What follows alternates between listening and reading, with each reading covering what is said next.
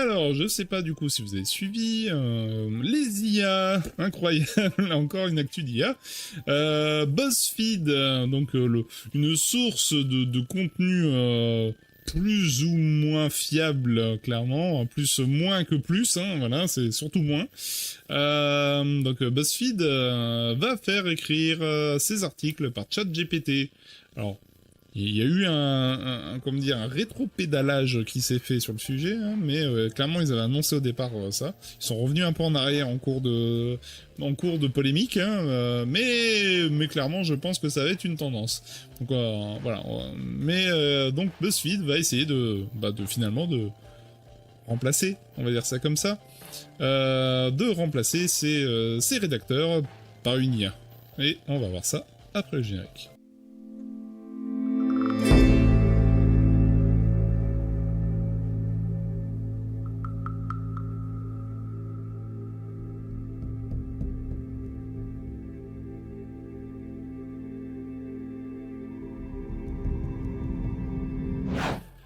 Donc le quiz du BuzzFeed sera bientôt écrit par des intelligences artificielles qui aideront ainsi les médias à personnaliser d'autres contenus pour les internautes. Le groupe est le premier à assumer une décision d'une telle ampleur qui pose de nombreuses questions sur ce que les internautes consomment comme contenu en ligne. Ah, effectivement, Claire, c'était prévisible, hein, de toute façon. Déjà, il y a beaucoup de rédactions. C'est clairement, faut avouer que ChatGPT est plutôt efficace quand même pour rédiger des trucs de façon correcte, etc. Ça a manqué un peu de personnalisation quand même. Hein, c'est-à-dire que les trucs vont devenir vachement neutres. Hein, voilà, mais c'est de toute façon la plupart des gens ne lisent quasiment pas les articles. De toute façon, une partie des gens qui lisent pas déjà. Ils lisent le titre, voilà, et éventuellement ils lisent le sous-titre. Voilà, déjà c'est bien déjà. Voilà, mais clairement là, si en plus c'est généré par des IA, je pense que ça risque d'être un peu insipide pendant quelques temps. Le temps que effectivement on améliore l'IA pour lui donner un peu de personnalité prédéfinie. C'est-à-dire qu'on pourra, voilà, on pourra lui filer en fait des rédactions qu'on a faites nous-mêmes et après à partir de là l'IA va s'inspirer de notre façon d'écrire. Mais c'est déjà prévu hein, en fait, hein, mais mais pour l'instant c'est pas encore le cas. Bref. Donc c'est le premier média international qui assume publiquement l'utilisation de l'outil de conversationnel ChatGPT pour créer du contenu sur Internet. Le groupe d'infodivertissement, au moins c'est bien dit, BuzzFeed va faire rédiger une partie de ses articles à moindre valeur journalistique, a annoncé Jonah Peretti, son CEO, dans un mémo interne obtenu par le Wall Street Journal le 26 janvier 2023. Il s'agira à la fois de créer des quiz et de personnaliser certains contenus pour leur public, a souligné Jonah Peretti. Qu'est-ce qu'ils vont faire d'autre ? Non, c'est le WSJ. Ouais, c'est le Wall Street Journal. J'arrive plus à lire.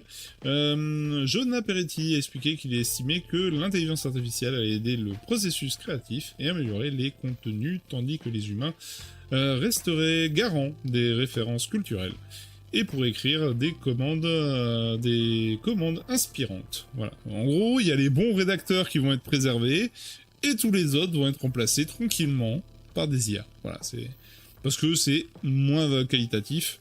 Voilà, comme c'est le cas pour les rédacteurs, hein, les moins bons rédacteurs font des articles à la con. Hein, voilà. Bref, ChatGPT pour Generative Pre-Trained Transformer. Ouais, c'est vrai que maintenant je sais à quoi correspond GPT du coup. Fonctionne en effet grâce à des commandes que l'on appelle prompt en anglais. Dans le cas présent, il s'agirait d'ordres que l'on écrit afin d'aiguiller le chatbot dans les requêtes demandées. ChatGPT, que tout le monde a découvert à la fin de l'année 2021, blablabla, on en a déjà beaucoup parlé. Donc BuzzFeed estime que d'ici 15 ans, les IA permettront de créer, personnaliser et animer le contenu tout seul. Oui, oui, ça on sait, ouais. Sauf si on légifère, hein. Voilà, il oublie de préciser. C'est peut-être les trois petits points. Parce que normalement, ouais, je pense que ça va légiférer vu le tollé que ça peut provoquer, quoi. Mais bon. Le cœur du problème, par contre, c'est ce qui va suivre. La multinationale devrait néanmoins pas imposer du coup ces changements aux journalistes, pour l'instant. Hein. On va d'abord mesurer un peu comment le public réagit face à ce contenu. Mais le cœur du problème, c'est surtout la réaction des marchés. Et ça, par contre, ça risque de poser problème, parce que l'action de l'entreprise, cotée en bourse depuis l'an dernier, a explosé de 119%. Et ça, par contre, ça pèse dans le processus de décision, parce que, ben, effectivement, ça veut dire que le milieu boursier est favorable à ce genre de pratique. Malheureusement, pour la plupart des entreprises cotées en bourse, ce genre d'éléments particulièrement visible, hein, parce que 119% c'est quand même pas rien, va forcément impacter très fortement le processus de décision, favorisant du coup ces pratiques-là, même si d'ici, comme il dit, 15 ans, peut-être que la position aura changé. Mais en tout cas, ce qui est sûr, c'est que là, c'est un vrai coup... c'est les premiers à avoir tiré, et finalement, c'est plutôt une réussite, parce que 119% c'est pas rien. Donc, est-ce que les autres médias un peu plus, on va dire, limite au niveau financier, vont pas opter pour ce genre d'éléments? Parce que du coup, ça coûtera beaucoup moins cher. Une IA n'a pas de problème d'éthique. Donc du coup, ça les arrangera bien. Donc, on va espérer que ça va pas trop se répandre, mais malheureusement, le risque là est très, très présent. Donc BuzzFeed jette un pavé dans la mare, bon bref. BuzzFeed s'est fait connaître dans les années 2000, bon ils racontent leur vie, on s'en fout un peu. Le débat est vaste, de prime abord, personne ne souhaite que tous les articles proposés sur le web proviennent de robots. La tentative de CNET a ainsi récemment fait un tollé, ouais, mais on va en parler juste après du coup. Mais bon, ça a fait un tollé peut-être pour nous, mais enfin pour CNET, mais en tout cas pour BuzzFeed. Bon, après je crois que tout le monde s'accorde pour dire que BuzzFeed c'est surtout de la merde en fait.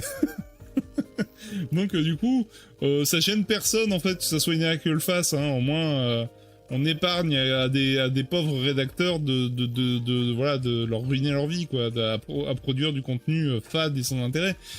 C'est peut-être une position intéressante, mais à la fois quand même, c'est dire qu'il y a quand même pas mal de monde qui risque de se faire virer dans l'histoire. Mais bon.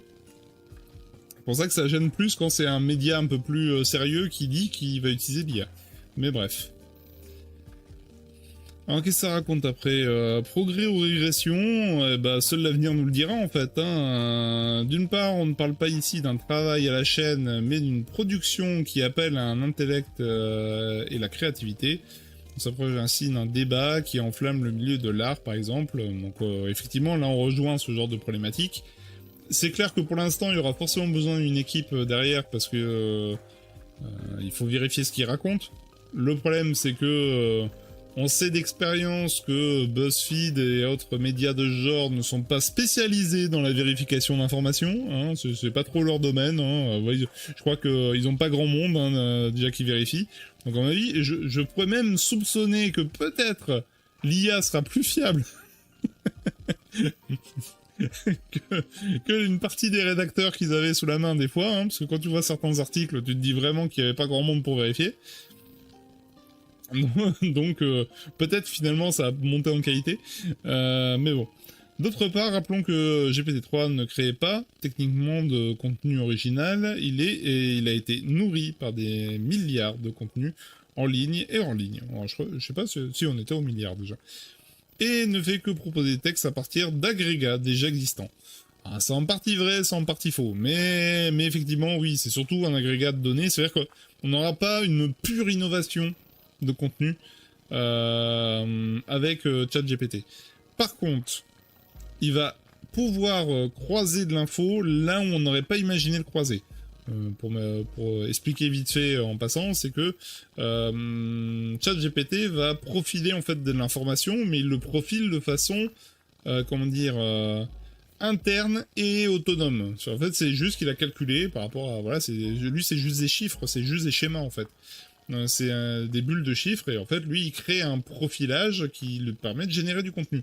Mais du coup il crée ses profils de façon je dirais anarchique entre guillemets, mais dans le sens que il va autant créer des profils, par exemple, dans le milieu de la mode, que du milieu informatique, que du milieu créatif, que du milieu médiatique, etc. Du coup,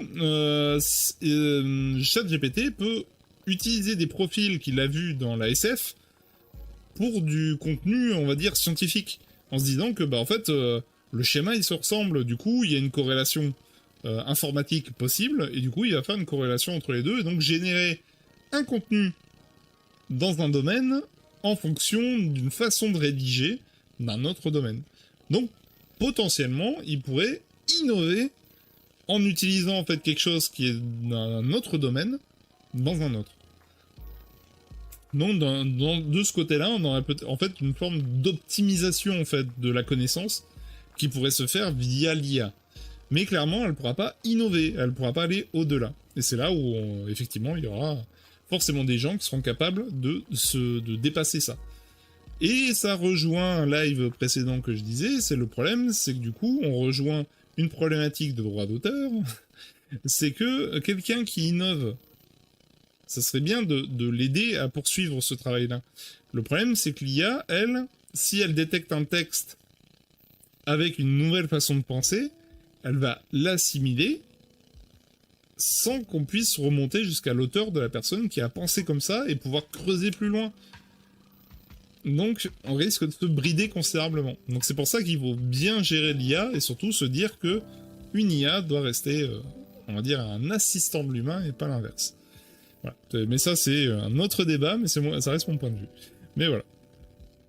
Donc du coup, effectivement, ChatGPT ne pourra pas aller au-delà de ce qui est capable d'agréger comme données. Pour dire plus prosaïquement, après avoir exploité Rachel pour faire des économies, BuzzFeed va pouvoir générer de nouveaux quiz encore plus rapidement et facilement, mais à partir des quiz qui ont déjà été faits. Mais oui, c'est ça le problème.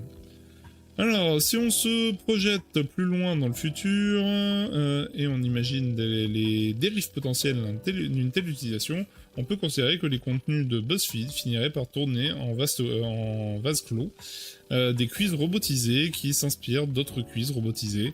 Et oui, mais il pourra aussi s'inspirer de ce qui se fait. Hein. Il n'est pas obligé de rester en circuit clos avec que des contenus de BuzzFeed. Hein. Il peut aller choper ça dehors. Mais bon, bref. Assumerez-vous d'apprécier un quiz qui est fait par un robot? Je pense que la plupart des gens s'en foutent en fait. Quand ils lisent un truc, à mon avis, ils se posent pas la question de se dire est-ce que c'est fait par un robot? Je crois que la plupart des gens s'en foutent. Donc bon, on verra bien si ça a un impact significatif sur la qualité du texte au point que ça a un impact sur son audience. On verra si le niveau d'audience de BuzzFeed baisse ou augmente parce que c'est mieux écrit avec une IA, quoi. On verra bien. Donc on aura le choix. Enfin, les internautes qui lisent BuzzFeed, hein, donc moi j'en fais pas partie, hein, voilà, vont trancher la question de savoir si c'est mieux ou pas.